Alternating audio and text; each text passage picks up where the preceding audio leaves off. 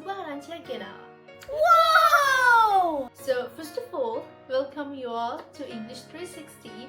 I'm Devi Jala. So මොකක්ද මේ සුභාරංචිය? අපි ඔයාලට මේ English360 කියන YouTube channel එක හරහා English භාවිතය, ඒ වගේම අපේ එදිනදා ජීවිතයේ අපේ English කතා කරන්න ඕනේ කොහොමද? English භාෂාවේ සිද්ධ වෙන mistakes මොනවද? අපි නොදැනුවත් වුණත් අපේ අතින් ගොඩාක් වැරදි සිද්ධ වෙනවා. Maybe because of the grammatical issues or maybe vocabulary issues.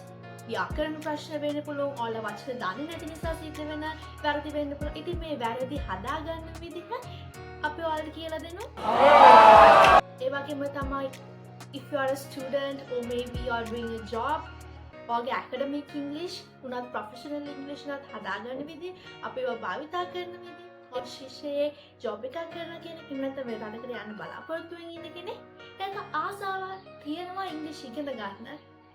නමුත් වෙලාවක් නැති වෙන්න පුළුවන්. ඉතින් ඔයාලට helpful වෙන්න අපි ඔයාලට English lessons ගේන්න බලාපොරොත්තු වෙනවා. Stay tuned with us.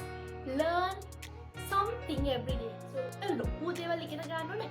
චූටි දෙයක් වුණත් හැම දවසම මොනවා හරි වචනයක් මොනවා හරි දෙයක් අලුතෙන් ඉගෙන ගන්න. ඉතින් අපිත් එක්ක join වෙලා ඉන්න. So, as I told you before, stay tuned to watch our new video. Then, have a nice day. Goodbye.